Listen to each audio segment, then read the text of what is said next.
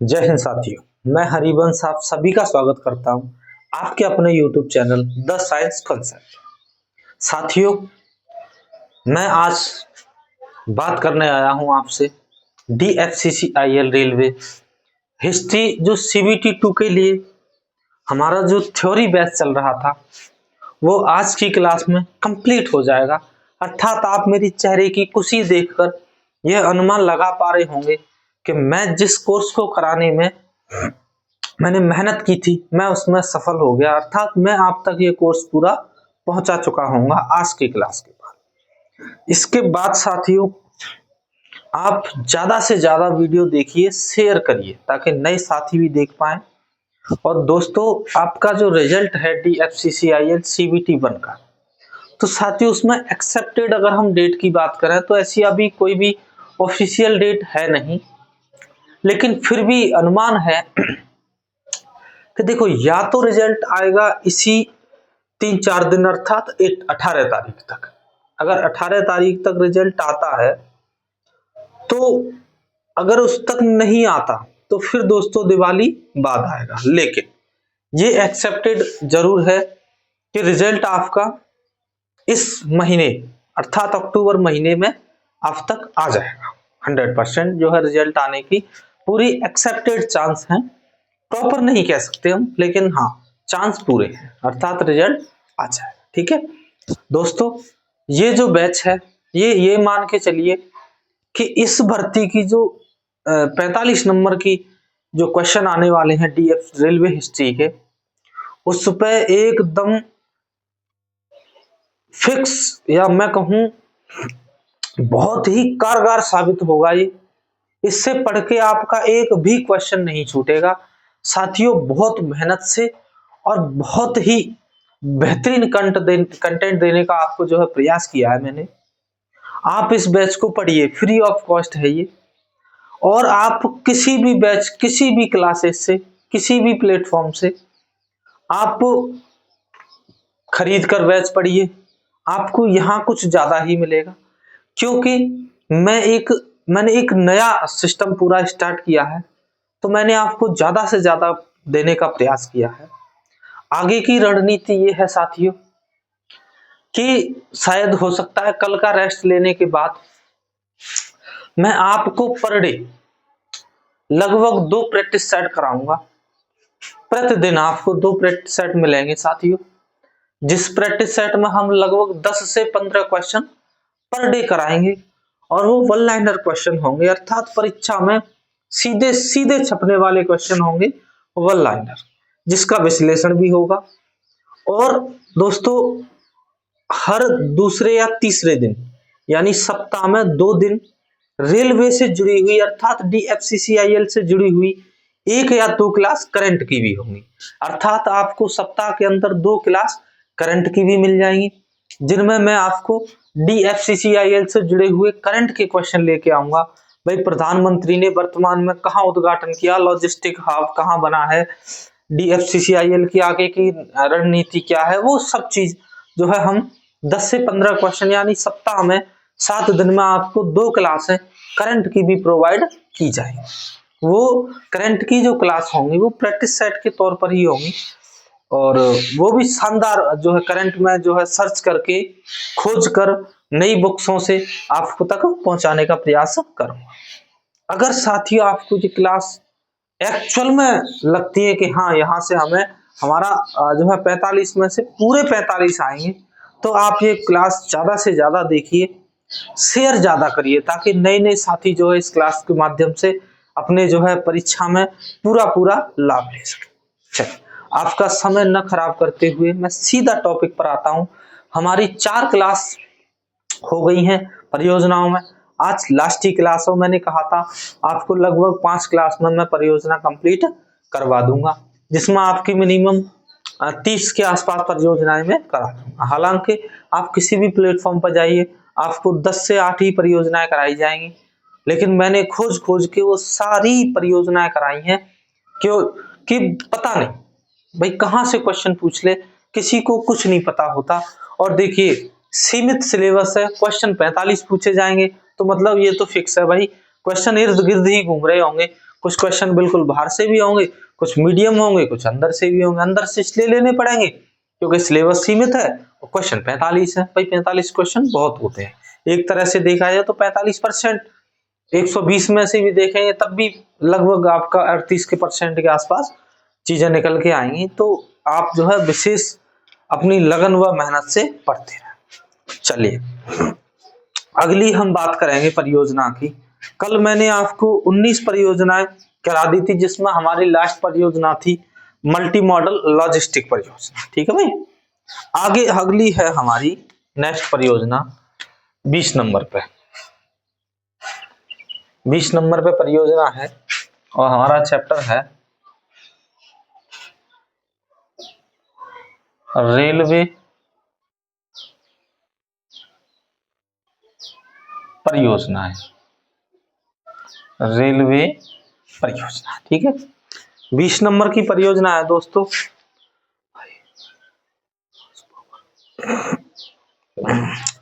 DFCCIL data analytics एवं AI प्रणाली। अगली परियोजना है दोस्तों DFCCIL डाटा एनालिटिक्स एवं AI प्रणाली परियोजना। देखो दोस्तों, AI से आप समझ गए आर्टिफिशियल है, आर्टिफिशियल इंटेलिजेंस कहते हैं इसको। ये DFCCIL से जुड़ी हुई परियोजना है, अर्थात उसके जो डेटा होगा उसका एनालिटिक्स करेगी ये परियोजना AI प्रणाली के माध्यम से। इसमें क्या होगा उपयोग, इसका उपयोग कहाँ किया जाएगा, किस तरह से, समझिए।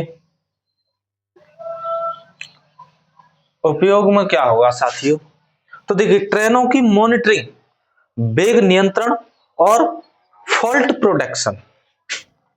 देखिए इसमें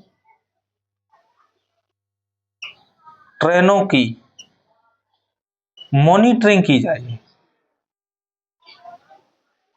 मॉनिटरिंग होती है दोस्तों जांच पड़ताल करना पूरी ट्रेन के अंदर, या ट्रेन का जो लोकोमोटिव है उसकी जांच पड़ताल करना चलने से पहले कि भाई कोई दिक्कत तो नहीं है।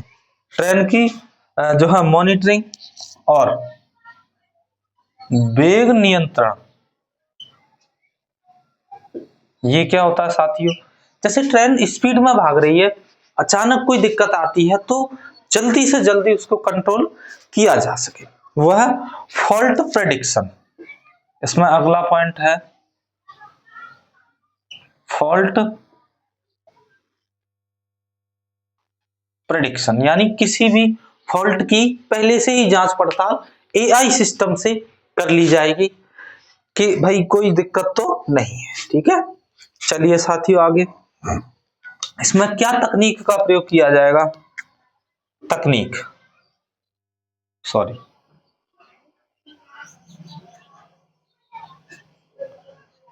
किस तकनीक का प्रयोग होगा साथियों इसमें, तो मशीन लर्निंग लॉट तकनीक, मशीन लर्निंग लॉट प्रणाली या लॉट तकनीक का प्रयोग, इसका इसमें प्रयोग किया जाएगा। इसमें पहले ही मशीन को जांच पड़ताल कर दी जाएगी चलने से पहले कि इसमें कोई दिक्कत तो नहीं है। ठीक है भाई, चलिए लाभ क्या होगा इससे, अब जब पहले ही चीजों की जांच पड़ताल कर दी जाएगी तो दुर्घटना की संभावना कम होगी, दुर्घटना की संभावना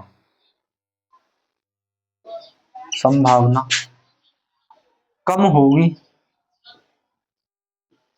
दुर्घटना की संभावना कम होगी तथा मेंटेनेंस लागत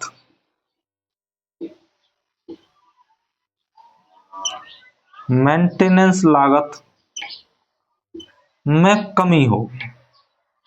इससे क्या संबंध है देखिए, मेंटेनेंस लागत होती है। जैसे कि आपकी बाइक है, आप जब बाइक, मान लीजिए आपकी बाइक सीज होने वाली है या इंजन जो है उसका होने के चांस में है, इंजन डैमेज है, तो वो बहुत दिन पहले से बताने लग जाती है, भाई धुआं देने लग जाएगी, इंजन की आवाजें गलत गलत आने लगेंगी, तो वो संकेत होगा आपके लिए कि भाई इसको आप सही करवाएं। फिर भी नहीं सही कराते तो जाहिर सी बात है कहीं ना कहीं खड़ी रह जाएगी। हो सकता है अचानक इंजन जाम हो जाए तो गाड़ी एकदम से रुके तो दुर्घटना भी हो सकती है। तो ये चीजें ना पहले ही बता देंगी, तो इससे मेंटेनेंस लागत, अब देखिए प्रॉपर खराब इंजन को सही करने में और हल्की दिक्कत आने में ही सही करने में तो अंतर होता है, आप जानते हो। चीजें थोड़ी सी खराब हुई है तो तुरंत सही हो जाएंगी कम लागत में ही, पूरी डैमेज हो जाएगी तो ज्यादा लागत चाहिए फिर सही करने के लिए। ठीक है भाई, चलिए ये आपकी परियोजना हुई DFCCIL डाटा एनालिटिक्स एवं AI प्रणाली परियोजना। ठीक है साथियों, अगली नेक्स्ट परियोजना की बात करेंगे हम 21 नंबर। वो परियोजना होगी दोस्तों आपकी उदय एक्सप्रेस परियोजना में आपको करा चुका हूं, फ्यूचर कॉरिडोर प्रोजेक्ट। अगली परियोजना है future corridor projects, future corridor project, यानी फ्यूचर में जो कॉरिडोर प्रोजेक्ट बनाए जाएंगे उससे संबंधित परियोजना है ये। यह इसके तहत उत्तर दक्षिण कॉरिडोर यानी दिल्ली से चेन्नई बनाया जाएगा, उत्तर दक्षिण कॉरिडोर, जो कि सीधा कहां से, तो ये दिल्ली से कहां तक होगा दोस्तों, चेन्नई तक। अब ये बनानी है, ये फ्यूचर के लिए है, इसको फ्यूचर में जो है बनाया जाएगा, जिसकी लंबाई लगभग 2000 किलोमीटर से भी प्लस होगी, 2000 किलोमीटर से भी प्लस होगी इसकी लंबाई। ठीक है भाई, ये भविष्य में बनाने के जो है इसके आधार पर। इसके बाद ईस्ट वेस्ट कॉरिडोर बनाया जाएगा, ईस्ट वेस्ट अर्थात पूर्व पश्चिम कॉरिडोर या गलियारा, कॉरिडोर को क्या कहते हैं, गलियारा। ये कहां से, तो ये होगा साथियों कोलकाता से मुंबई, कोलकाता से मुंबई तक बनाया जाएगा ये। ठीक है भाई, उसके बाद साउथ साउथ कॉरिडोर, कहें तो दक्षिण दक्षिण, दक्षिण दक्षिण कॉरिडोर, ये दोस्तों ये होगा आपका चेन्नई से गोवा, चेन्नई से गोवा के मध्य। ये फ्यूचर कॉरिडोर है दोस्तों। अगर आपसे पूछा जाए इनमें से फ्यूचर कॉरिडोर कितने हैं या फ्यूचर कॉरिडोर योजनाएं से कौन कौन से बनाए जाएंगे, तो वो सब चीजें आप इसमें लिखेंगे। ठीक है, अच्छा पहली ट्रेन, अच्छा भारत में जो पहली ट्रेन चली थी वो चली थी आपकी 16 अप्रैल 1853 में। भारतीय रेल का शुभंकर है भोलू हाथी, ये मैं आपको करा चुका हूं। विश्व का सबसे बड़ा रेल नेटवर्क भारत, यानी विश्व में भारत किस नेट उसमें आता है, तो चौथे है रेल नेटवर्क में। विश्व का सबसे लंबा प्लेटफॉर्म, ये क्वेश्चन लिखने का है, नोट डाल के लिख लीजिए अलग से। विश्व का सबसे लंबा प्लेटफॉर्म, प्लेटफॉर्म तो ये है साथियों हुगली, किस स्टेशन का है, हुगली, लंबाई लगभग 1500 मीटर। ठीक है, इससे पहले ये फर्स्ट वाला है, इससे पहले था वो था दोस्तों गोरखपुर।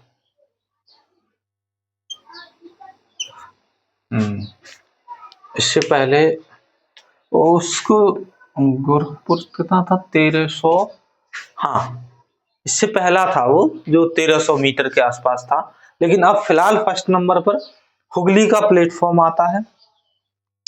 सबसे लंबी दूरी की ट्रेन तो विवेक एक्सप्रेस। अगर वहां जहां सबसे लंबी दूरी की ट्रेन की बात की जाएगी तो हम वहां पर कौन सी करेंगे, विवेक एक्सप्रेस। ठीक है, चलिए चल ये मैं रफ कर दूं, ये थोड़े से 2-4 क्वेश्चन है, ये लिखाने पड़ेंगे आपको, वन लाइनर के तौर पर मैं लिखा देता हूं। हालांकि ये क्वेश्चन आपको बार बार पूछने को या बार बार देखने को मिलेंगे आपको। ठीक है साथियों, ये परियोजना आप याद रखना। जैसे कि क्वेश्चन है आपका,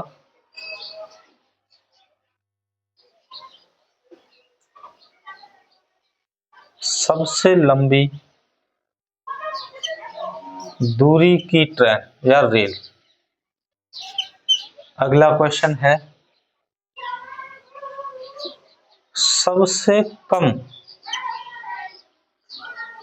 दूरी की रेल, सबसे कम दूरी की रेल। ठीक है, विश्व का सबसे ऊंचा पुल। तीसरा क्वेश्चन है, विश्व का सबसे ऊंचा पुल। हालांकि ये मैं सब करा चुका हूं, आप इनके चाहे तो जवाब आप खुद भी दे सकते हैं। अच्छा अगला है, ये बहुत बेहतरीन क्वेश्चन है, डायमंड क्रॉसिंग। मेन चीज तो ये है क्वेश्चन, इनके जवाब तो आप दे दोगे।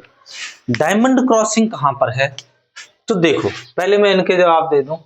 सबसे लंबी दूरी की ट्रेन विवेक एक्सप्रेस, ये मैं आपको करा चुका हूं, विवेक एक्सप्रेस। अच्छा, सबसे कम दूरी की रेल यानी बिल्कुल कम चलती है, तो वो है आपकी नागपुर अंजनी। ट्रेन का नाम है नागपुर अजनी एक्सप्रेस। ये साथियों ओनली 3 किलोमीटर की दूरी तय करती है बस। विश्व का सबसे ऊंचा पुल वो है साथियों आपका चिनाब रेल पुल। कितनी हाइट है, तो 359 मीटर। कहां पर है ये दोस्तों, जम्मू कश्मीर। नदी है चिनाब नदी। ठीक है भाई। डायमंड क्रॉसिंग जो है वो है साथियों नागपुर। डायमंड क्रॉसिंग कहां पर है, नागपुर महाराष्ट्र। यानी कि जो उत्तर दक्षिण पूर्व पश्चिम जो गलियारे बनेंगे, जैसे कि मैं अगर बात करेंगे हम, तो देखिए ये है साथियों हमारा प्यारा भारत।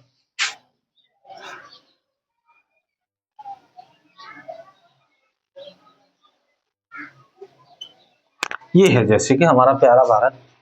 अब इसमें जो पूरे उत्तर दक्षिण गलियारे हैं जो, वो है आपका दिल्ली से जाएगा तुम्हारा चेन्नई। चलो ये भी पूरा ही लिख दूं,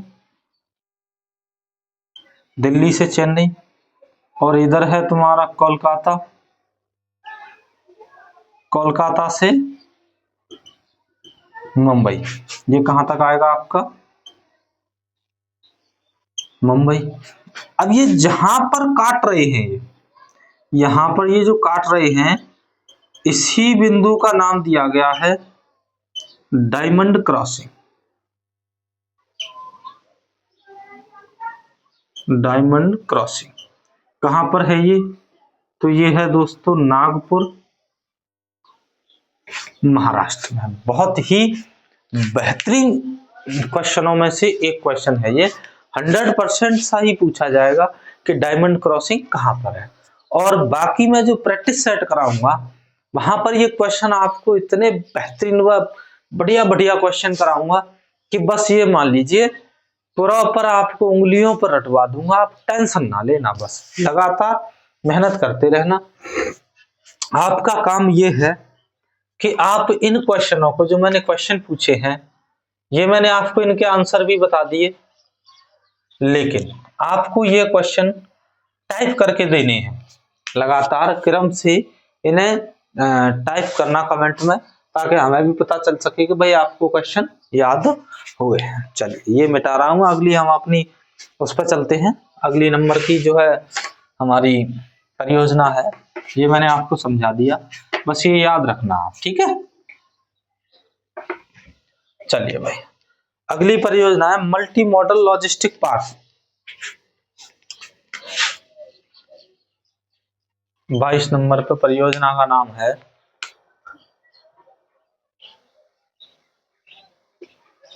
मल्टी मॉडल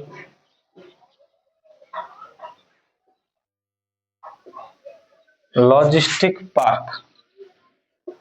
देखिए, मल्टी मॉडल लॉजिस्टिक पार्क क्या होते हैं दोस्तों, जैसे कि मालगाड़ियां हैं, भाई माल लेके आ रही है, मान लीजिए साउथ की तरफ से, और माल पहुंचाना है उन्हें नॉर्थ, तुम्हारा मान लो पंजाब तक।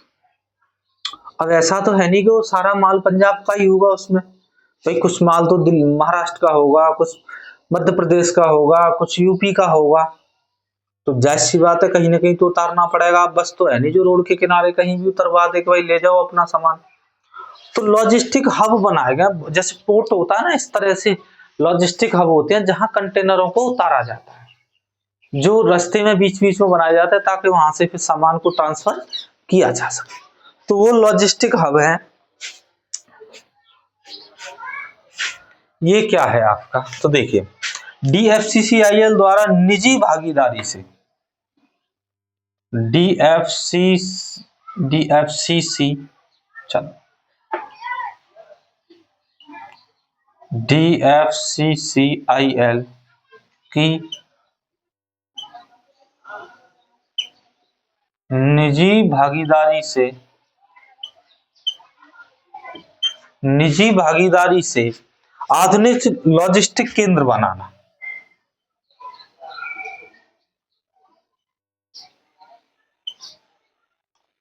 सॉरी, इस नई लाइन से लिख देता हूं, हो सकता है अगर ना दिखे। आधुनिक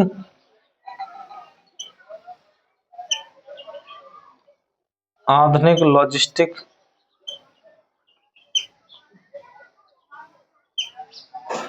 केंद्र बनाना, यानी कि DFCCIL जो है निजी प्रॉपर पर्सनल, अपने जो मालगाड़ी से संबंधित विभाग है DFCIL, ये फिक्स अपने बना रहा है जो निजी है, मतलब उनमें देखा जाए तो रेलवे का हस्तक्षेप नहीं है।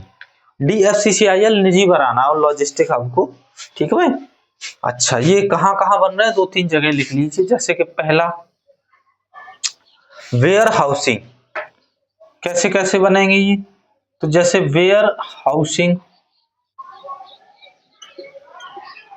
हाउसिंग मॉडल पर बनेंगे, जैसे कि कोल्ड स्टोरेज,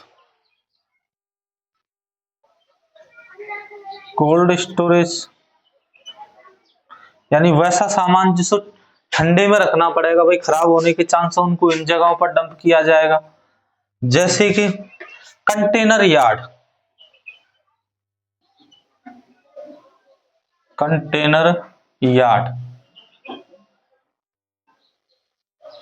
ये जो कंटेनर यार्ड है, ये दिल्ली NCR में बहुत बड़ा बन रहा है। ये है तुम्हारा दादरी के पास, जहां से पश्चिमी गलियारा शुरू हुआ है, वहीं बन रहा है ये। नोएडा या ग्रेटर नोएडा में आएगा ये, यूपी का हिस्सा है, लेकिन NCR ज्यादा मानते हैं क्योंकि इस समय NCR का हिस्सा है ये। इसमें बन रहा है ये बहुत बड़ा कंटेनर यार्ड है ये, यहाँ पर जो है कंटेनरों को उतारा जाएगा और फिर यहाँ से आगे ले जाया जाएगा, ठीक है भाई। आगे अगली योजना है 23 नंबर पर, वो है आपकी golden quadrilateral freight network. Golden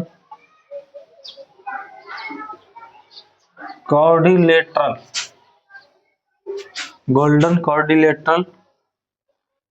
freight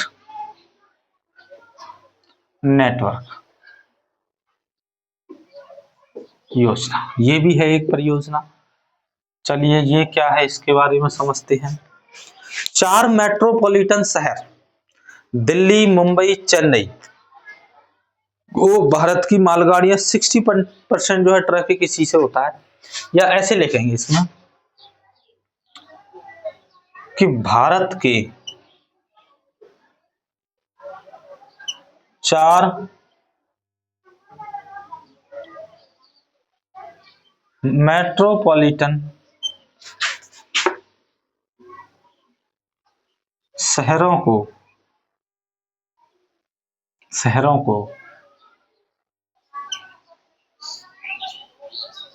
rail network से जोड़ना। कौन कौन से होंगे चारों शहर? तो साथियों वो होंगे आपके, चलो अलग आंसर लिख देता हूं मैं। दिल्ली से जाएगा सीधा चेन्नई, कोलकाता और मुंबई। इस तरह से ये गोल्डन क्वाड्रिलेटरल जो फ्रेट कॉरिडोर है, गोल्डन परियोजना है, आप ऐसे मान के चलिए ये इन शहरों को जोड़ेगी। क्यों जोड़ेगी? तो देखिए भारत का 60% माल परिवहन इन्हीं गलियारों से होता है, इन्हीं गलियारों से होता है। जैसे कि किस तरह से जोड़े जाएंगे ये, तो देखिए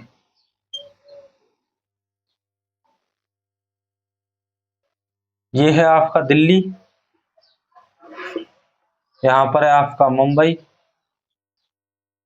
ये है आपका चेन्नई, यहां है आपका कोलकाता। ठीक है भाई, इन शहरों को आपस में जोड़ने का कार्य करेंगे ये मार्ग इस तरह से। इससे आप देख पा रहे होंगे। और अभी मैंने बताया कि भारत के अंदर भी मार्ग बनाए जा रहे हैं इस तरह से। भविष्य के कॉरिडोर अभी लिखवाए थे मैंने ये वाले। अब देखो यहाँ पर कौन सी जगह बताई थी मैंने, गोल्डन हब, जो डायमंड क्रॉसिंग बताई थी नागपुर में। इस तरह से अगर देखा जाए तो पूरे भारत में जो है माल ढुलाई के लिए पूरा सिस्टम, यानी कहीं से भी माल को आदान प्रदान किया जाएगा भारत के अंदर मालगाड़ियों के माध्यम से। इसलिए ये योजना बनाई। मल्टी मॉडल लॉजिस्टिक हब में रेलवे DFCCIL निजी भागीदारी है इसमें। बड़े बड़े warehousing, cold storage, container yard बना रहा है। वहीं गोल्डन क्वाड्रिलेटरल फ्रेट नेटवर्क में बड़े बड़े चारों शहरों को जोड़ रहे हैं, जिसमें दिल्ली, चेन्नई, कोलकाता और मुंबई शामिल हैं, क्योंकि 60% माल परिवहन इन्हीं नेटवर्क से होता है। ठीक है भाई, यहां तक किसी को कोई दिक्कत? चलिए अगली है आपकी योजना ग्रीन एनर्जी इनिशिएटिव या ग्रीन एनर्जी परियोजना, ऐसे लिख लीजिए आप। अगली है आपकी 24 नंबर की परियोजना है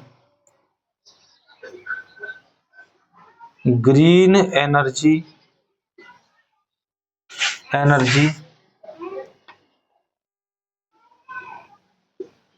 इनिशिएटिव।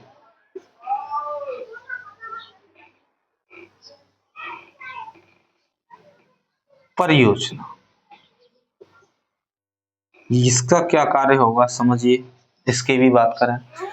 देखिए DFCCIL का उद्देश्य है कार्बन फुटप्रिंट हटाना, सोलर प्लांट और रिन्यूएबल जो एनर्जी यानी सोलर प्लांट पर ले जाना।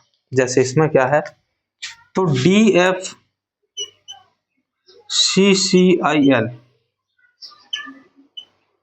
का उद्देश्य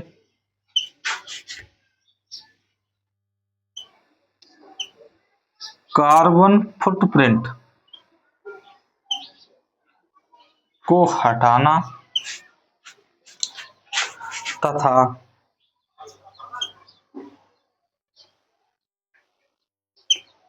सोलर एनर्जी तथा सोलर एनर्जी और रिन्यूएबल एनर्जी से संचालन करना। सोलर एनर्जी और रिन्यूएबल एनर्जी से संचालन करना, ये उसका उद्देश्य है। अर्थात कुल मिला के इसका उद्देश्य है भाई कार्बन उत्सर्जन को कम करना या फिर शुद्ध कार्बन उत्सर्जन करना। जो हम लेते हैं वो कैसी कार्बन लेते हैं, हम शुद्ध कार्बन लेते हैं, अर्थात शुद्ध कार्बन का उत्सर्जन करना या फिर उत्सर्जन बिल्कुल कम करना, ये इसके उद्देश्य है। ठीक है भाई, चलिए आगे। अगली परियोजना लिखाने से पहले ये मैं रफ कर देता हूं। आशा है आप अच्छी तरह समझ पा रहे होंगे और अपने कोर्स के अग्रसर बढ़ते हुए आप बेहतरीन शानदार तैयारी अपनी कंठस्थ रखेंगे। अर्थात रेलवे DFCCIL CVT 1 के रिजल्ट को आने से पहले पहले आप सारी जो है थ्योरी क्लासेस कंप्लीट कर चुके होंगे और आप थ्योरी के अपने शानदार से नोट्स बना चुके होंगे, ताकि जैसे ही रिजल्ट आए तो फिर अपना डायरेक्ट MCQ चलेंगे और हम सीधे सीधे क्वेश्चनों के धड़ाधड़ उत्तर देते जाएं। और देखिए किसी भी सब्जेक्ट के अगर आप MCQ को लगाते हैं या PYQ लगाते हैं प्रीवियस क्वेश्चन, तो जाहिर सी बात है आपको भाई थ्योरी याद होगी या थ्योरी आपने पढ़ी होगी तभी आप उसके क्वेश्चन लगा सकते हो। अगर आप डायरेक्ट क्वेश्चन लगाने का प्रयास करेंगे तो रिजल्ट आपका बहुत कम रहेगा, क्योंकि चीजों को समझने के लिए पहले उसकी थ्योरी करना बहुत जरूरी होता है। ठीक है, अगली है योजना सतत रेलवे योजना या सतत रेलवे विकास योजना कर लीजिए। नंबर कौन सा होगा, शायद 25।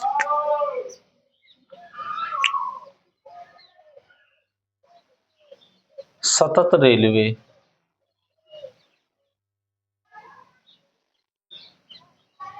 विकास योजना, सतत रेलवे विकास योजना। ठीक है, सतत का मतलब होता है लगातार, यानी लगातार विकास करें। लक्ष्य रेलवे को पूर्ण पर्यावरण अनुकूल बनाना।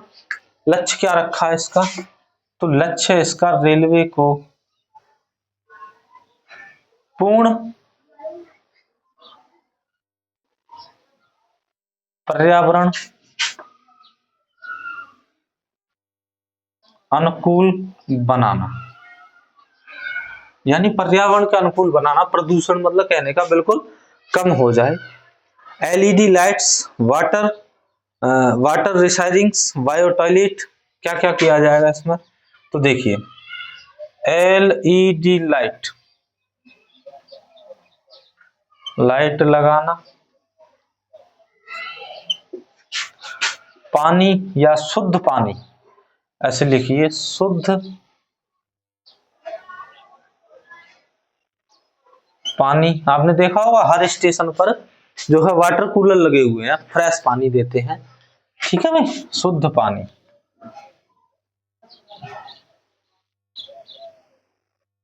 पेयजल, शुद्ध पानी, comma bio toilet, comma bio toilet. बहुत स्टेशनों पर इस समय बायो टॉयलेट है, जो बड़े बड़े स्टेशन हैं। बायो टॉयलेट होती है जिसमें गंदगी नहीं रहती, बदबू नहीं मारती है। इसमें ऑटोमेटिक पानी का बटन दाबते ही छिड़क जाए, हाथ धोने की अच्छी व्यवस्था हो, सफाई की अच्छी व्यवस्था हो, बनावट उस आधार पर की जाएगी इनकी कि अपने स्वतः ही ये पानी चला के साफ हो जाए, मतलब हाथ से ना करने पड़े। ठीक है भाई, इसमें और भी है जैसे कि सोलर एनर्जी,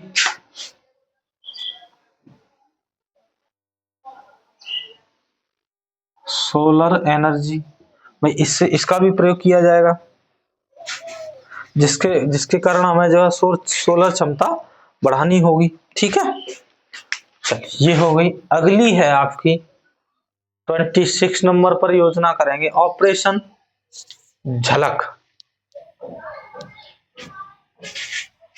ऑपरेशन नहीं, झलक नहीं, सॉरी, संकल्प। ऑपरेशन संकल्प तो शायद मैंने करा दिया आपको। ऑपरेशन संकल्प तो करा चुका हूं मैं। रेलवे स्टेशनों पर नवीकरणीय ऊर्जा परियोजना, हाँ ये ठीक है। रेलवे स्टेशनों पर रेलवे स्टेशनों पर नवीकरणीय ऊर्जा परियोजना, नवीकरणीय ऊर्जा परियोजना, ठीक है। इसमें क्या होगा भाई, स्टेशनों पर वही ऊर्जा का सिस्टम बढ़ाया जाएगा। स्टेशन और ट्रेनों में सौर पैनल, देखिए स्टेशनों और रेलों में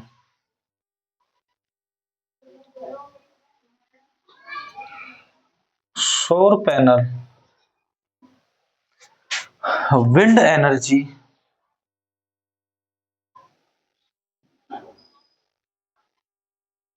विंड एनर्जी, ऊर्जा मुक्त,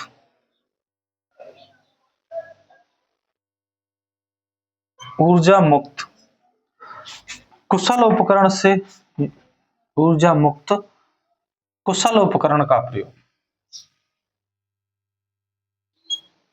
कुशल उपकरण का प्रयोग, ये इसके द्वारा किया जाएगा। उदाहरण ग्वालियर, जबलपुर, भोपाल, भाई उदाहरण के तौर पर यह कार्य किया जा रहा है कहां कहां, जैसे कि ग्वालियर है, यहां से प्रारंभ किया था ये ग्वालियर, और आपका जबलपुर और भोपाल। सबसे स्वच्छ रेलवे स्टेशन भोपाल, ठीक है। सबसे स्वच्छ शहर इंदौर। इस तरह से जो है आप इन चीजों का ध्यान रखेंगे। अच्छा चलिए आगे, अगली है आपकी, अगली जो परियोजना है नेक्स्ट नंबर की, वो है आपकी DFCCIL स्टेशनों पर स्मार्ट लॉजिस्टिक सुविधा। DFCCIL स्टेशनों पर स्मार्ट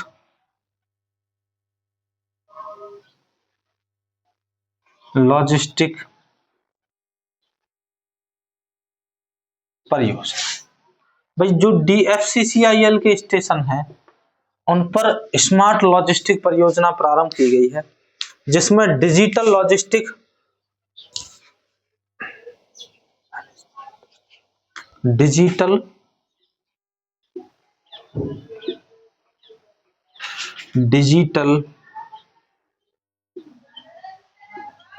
लॉजिस्टिक मैनेजमेंट सिस्टम ये चालू किया जाएगा, जिसमें real time freight tracking apps इसमें भी लागू होगा, जो है रियल टाइम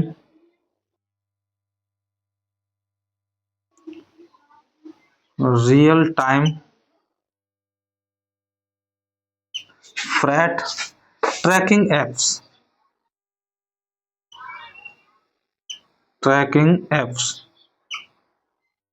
और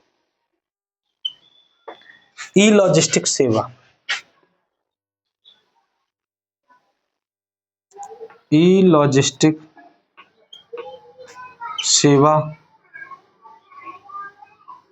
प्रदान की जाएगी। ठीक है साथियों, ये है आपका आज का मटेरियल, अर्थात आपकी पूरी परियोजनाएं जो इम्पोर्टेंट परियोजनाएं थी वो हो गई कंप्लीट, या मैं कहूं दोस्तों तो आपका जो कोर्स है वो हो गया आपका कंप्लीट, कोर्स हुआ आपका कंप्लीट। ठीक है साथियों, बस इसके बाद आपको जो है कराए जाएंगे प्रैक्टिस सेट, PYQ भी होंगे उसमें, एमसीक्यू भी होंगे, और जितने भी 18-21 में ये जो भर्ती हुई है वहां पर इसके जो पीवाईक्यू आए अर्थात प्रीवियस क्वेश्चन, उन सबको भी आपको कराया जाएगा। ठीक है, जिसमें 10 से 15 क्वेश्चन के बीच में वन लाइनर क्वेश्चन जो है विद विश्लेषण के साथ आपको जो है उन क्वेश्चनों के आंसर कराए जाया करेंगे, और आपको प्रतिदिन 2 से 3 क्वेश्चनों का दिया भी जाएगा जिसको आपको सर्च करके जवाब देना होगा। दोस्तों ये हुआ हमारा कोर्स आज कंप्लीट। अब आपको लगातार मेहनत करनी है, शानदार तरीके से मेहनत करनी है, और ये तो मैं करने जा रहा हूँ रफ। उसके बाद आपको मैं एक क्वेश्चन दूंगा, आज बहुत बेहतरीन क्वेश्चन है, मेरे दिमाग में अभी तुरंत आया है, जिसका आपको आंसर देना होगा, और वो क्वेश्चन मैंने आपको पढ़ाया भी है। ठीक है, क्वेश्चन क्या है दोस्तों, सभी लोग ज्यादा से ज्यादा कमेंट में आंसर देंगे। क्वेश्चन है साथियों, भारत में